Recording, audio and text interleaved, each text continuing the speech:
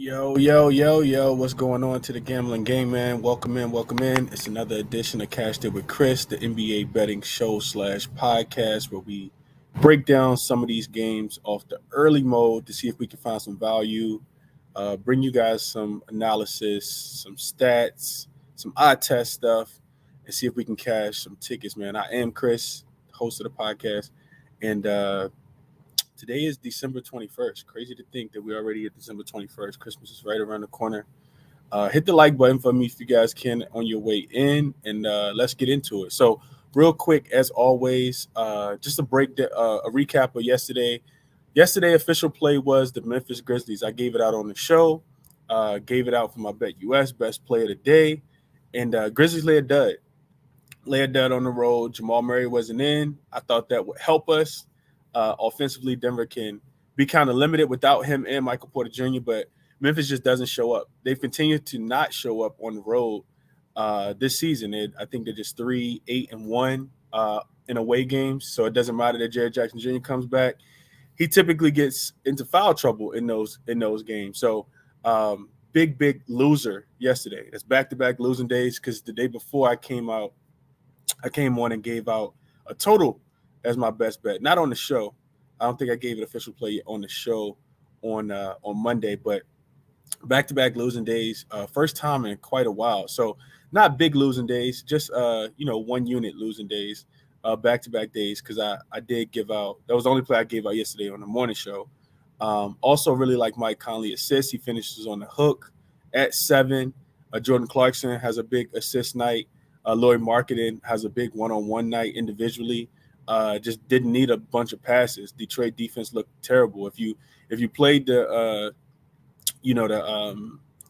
Utah Jazz, then you cashed yesterday with ease. It was a spot that I really liked, but didn't get to the window with that one. So let's move forward. We got a lot of games to talk about today. I'm excited to break the slate down and try to find some cash as always. Like I said, hit the like button for me if you guys can before we get started, and let's jump into it. So first game up. Maybe the best game of the night. The Milwaukee Bucks traveling to Cleveland to play the Cleveland Cavaliers. So the Bucks they've already won this series. Won the series between the two. They've already won 2 games in a row. So you're looking at a double revenge game for the Cleveland Cavaliers. Both of those games also were in Milwaukee, and both of those games Cleveland Cavaliers weren't 100% healthy. This is the first time we see a healthy Cleveland Cavaliers team, which is why people may be wondering why the spread has the Cleveland Cavaliers actually favored, because they've lost 2 times already to the Milwaukee Bucks. So why would they be favored in the third game? It's because they have a healthy squad. It's because their length and athleticism should make it a little difficult for a guy like Giannis Antetokounmpo to be able to just get downhill and score in the paint. So you look at this. You look at the spot for both of these teams, the Cavs, 4th straight home game. I mentioned the double revenge game. This game kind of feels like a measuring stick type game for the Cleveland Cavaliers as well, right? I think that they'll learn a lot about themselves, depending upon the outcome of this game. Because now, like I said, they are healthy. Could you give them a pass to lose some of those games previously in this series? Yeah, I think you absolutely could. But now you're coming home. You look at the Bucks. Middleton is listed as doubtful in this game. But like I said, the Cavs should have everybody. So if you're looking at the Cavs, right, they are 9-0 straight up, 6-1-2 against the spread as a home favorite versus the East specifically. Also, just in general, they're 15-2 at the crib, the best home record I'm pretty sure of in the association. 12-4-1 ATS at the crib as well. But like I said, specifically against the East, because conference games mean more, this team is 6-1 and they've got 2 ties, 2 pushes against the spread as a home favorite versus the East. The Bucks also haven't played in the same arena or have had to travel at the end of each game in 12 straight games, dating all the way back to November 25th, Thanksgiving, right around Thanksgiving time. Was ironically enough the last time they actually played against the Cleveland Cavaliers before they start going on, these road trips. They've had to play a road game, home game, and then go back on the road, and then go back on the road, then come home for 1, and then go back on the road for 3 and come home for 1. So this team has not been able to, get fully um, you know, acclimated to anything that they're accustomed to as far as not having to travel. So I like that advantage for the Cavaliers in this spot as well. You also look at the Bucks; they're just 2-3-1 against the spread versus the East on the road. So not the greatest spot for them. If you do want to find a spot to fade the Bucks, it's really really difficult to do that. But you see them just being 2-3-1 ATS on the road versus the East. Another thing I looked at was home favorites playing in their fourth straight home game because the Cavaliers are on a nice little home stint right now. They have not had to leave their arena, have not had to travel at all. So home favorites playing their fourth straight home game in which they were favorite in the first three games, and then they're home favorite again in their fourth game with the line that's less than 3. So you just need this team to win by a bucket. Those teams are 3-1 against the spread and 4-0 ATS so far this season. If you look at it dating back to 2020, these teams are 18-5 straight up, 16-6-1 against the spread. So that's a 70%, 73% cover rate back in the Cleveland Cavaliers in this spot. Like I said, more, just the team that has been at the crib, shooting on the same goal, not having to travel at all. One of the big reasons why I like the Cleveland Cavaliers minus the 2 today. Also, looking at the total, it opened at 217. It's down to 216.5 at most places right now. And I would agree with the movement there. You look at the two teams in general, they're 5-1-1 in the last 7 meetings to the under, playing in Cleveland. The Cavs also 10-6 to the under at home this season. They also 4-1 to the under as a home favorite when the total was set at 218 or lower. So they, even though you get these low totals in their games, they still typically go under. Bucks on the opposite side, the best under team on the road. Of all the teams in the NBA, they're 10-3 to the under on the road, 4-0 to the under when the total was set at 220 or lower. So, even those games go under as well. I know I gave out an under between the Pelicans and the Bucks on Monday, which was my best bet that didn't win. But the totals have been good, man. They've been really, really good. Yesterday I talked about, I like how I like Memphis, but I also like the under in that game, the under cashed. I think when two good teams get together, typically the defense comes out. I love that both of these teams aren't playing on the second night on the first leg of a back-to-back or the second night of a back-to-back. That makes me like the under even more. I think you get a really good defensive intensity, between both of these teams. The Cavs also play at a pretty slow pace at home. They can struggle to score, but they typically rely on their defense, which is why I like the under in this spot. What else did I have for you guys? Oh, I'm sorry. So one more thing. Bucks 6-0 to the under in away games versus the East this season. So conference games for the Bucks, all of them have gone under when you're talking about them playing against the East. They also had a ninth best defensive rating over the last 2 weeks, and that defensive rating took a hit when they gave up 140 points or however many it was against the Memphis Grizzlies last week. So defensive rating probably should be a little bit better on the road. And then you look at the Cavs, they have the 6th best defensive rating at home over the last 2 weeks as well. So love the under in this game. And I do think that it probably trickles down just a tad bit more. So if you wanted to get on that, I think you do, especially knowing the injury report already for these teams. Love the under. Also love the Cleveland Cavaliers minus the 2.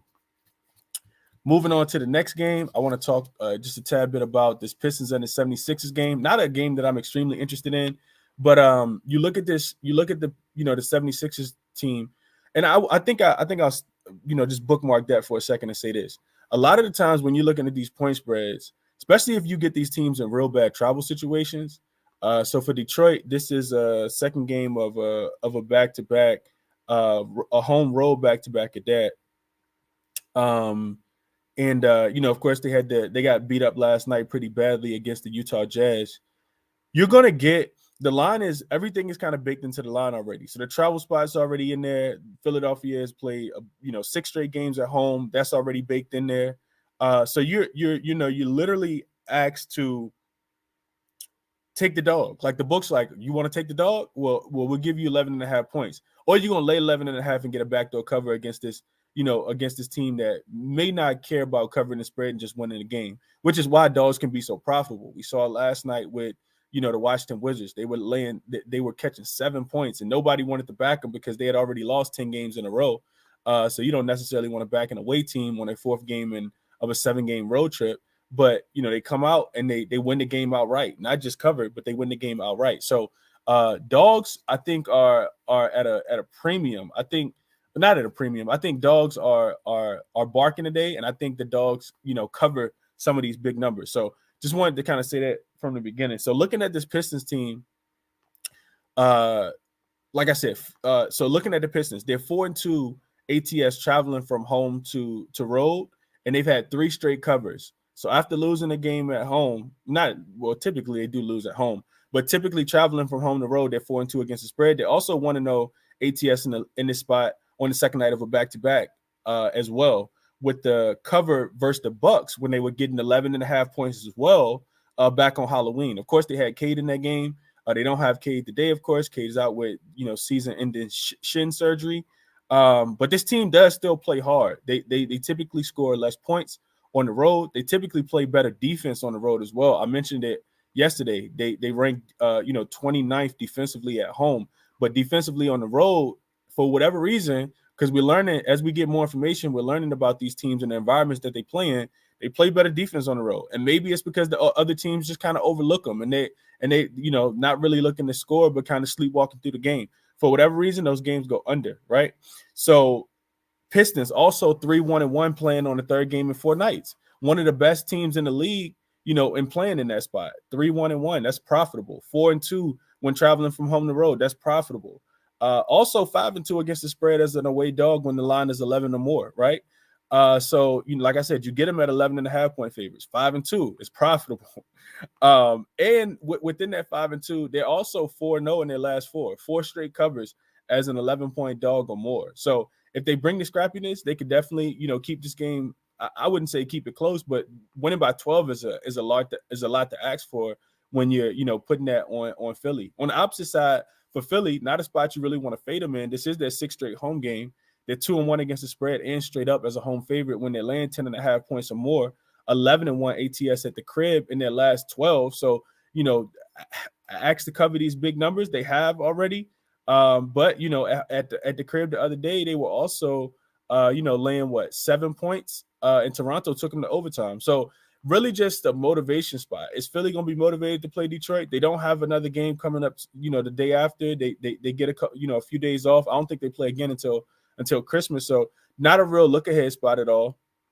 And for the Pistons, for the Sixers as well, they typically just own Detroit. We talk about the Knicks owning Detroit. The Pistons typically are owned by, the Sixers also pretty much own Detroit. They are 7-1 ATS in their last 8 games in Philly. Is Philly versus Detroit when they're playing Detroit specifically. So that's what I got for you guys there. Not a play on the game for me. If I'm looking at anything, I'm probably looking towards the under in that spot.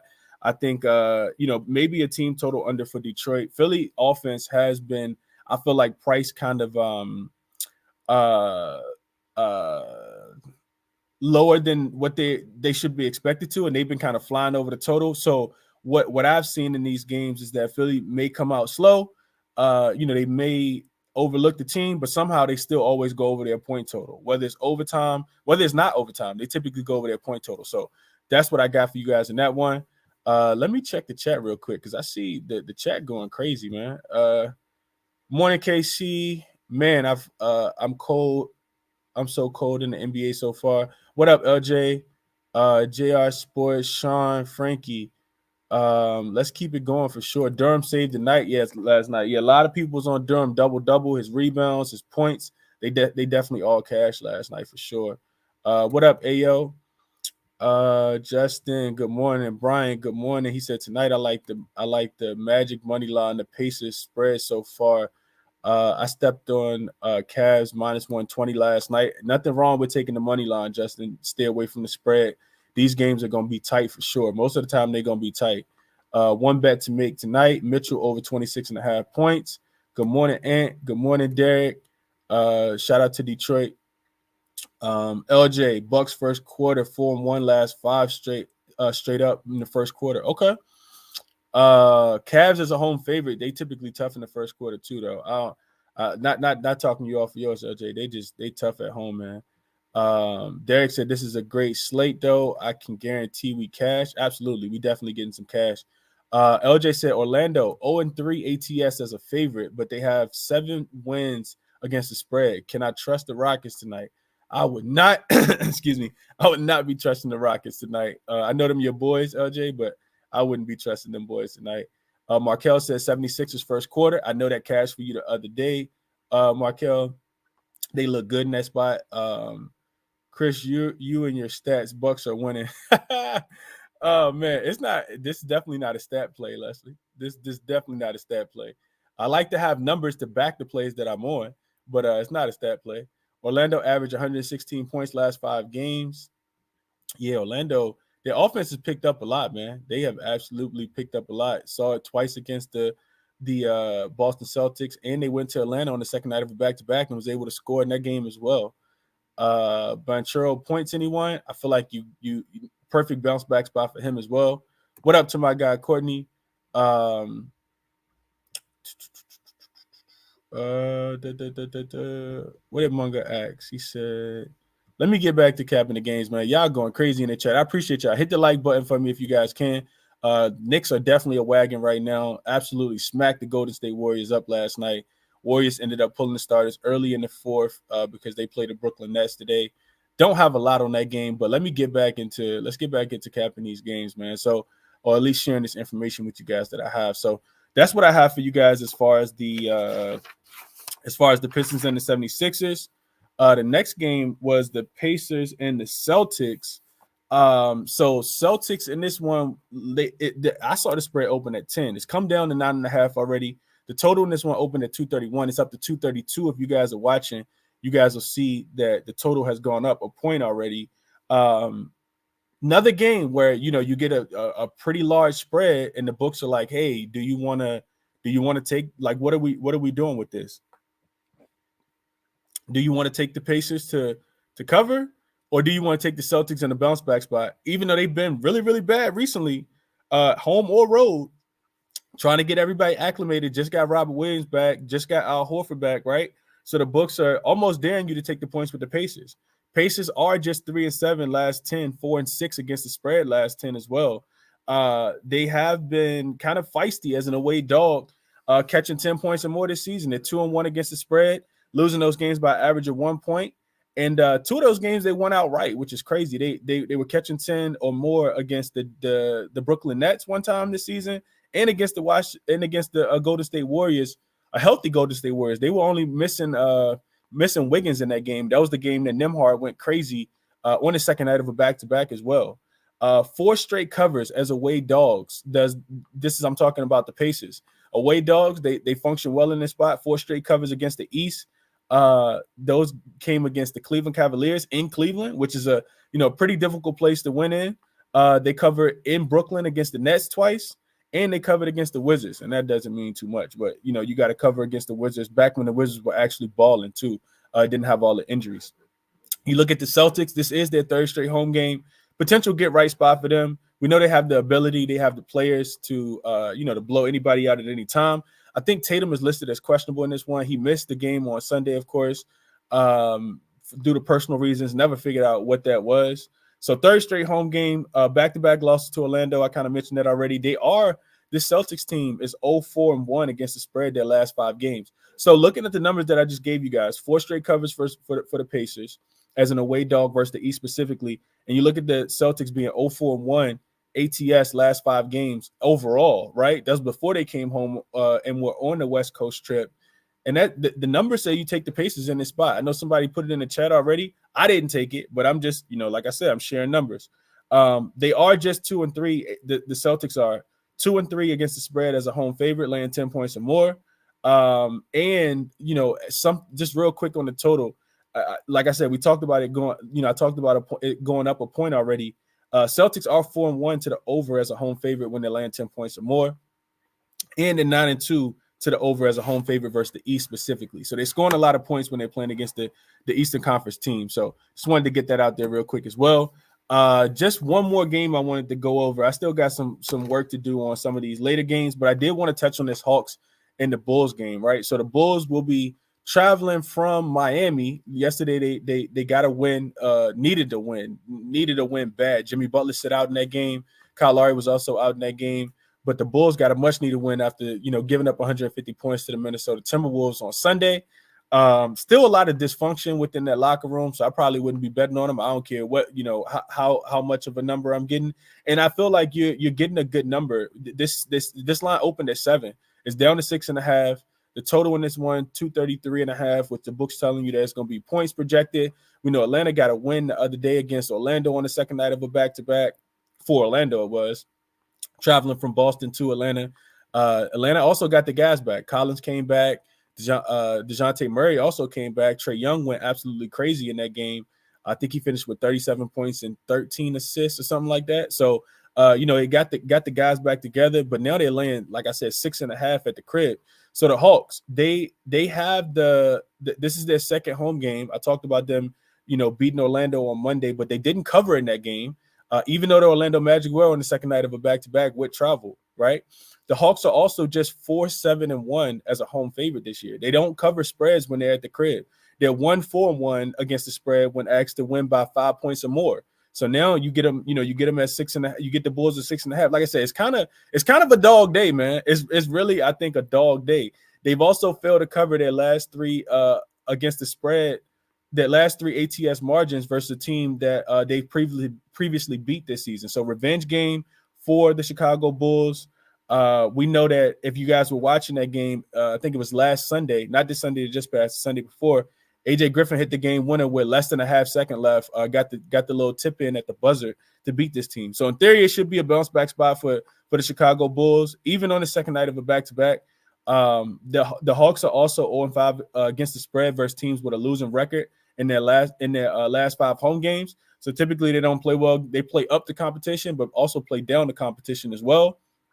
You look at this Bulls team, third game in 4 nights. Like I said, all that's kind of baked into the line. Of course, they're on the second night of a back-to-back, roll back-to-back as well. They are 3-1 as away dogs ATS when the line is 7 or more, right? So the line has shifted to 6.5, of course, now. They're also, the Bulls, 6 after last night's win, they're 6-1-1 against the spread as an away dog versus the East. So why they get smacked up when they play against the Western Conference team, whether that's at home or when they travel out west, they typically play really, really well against the East as an away dog. They function well in this spot. But just 1-6 against the spread in their last 7 versus a team with the winning straight-up record. They're 7-3 last 10 ATS in Atlanta, so this team travels well to Atlanta specifically. And like I talked about, big revenge game after, losing.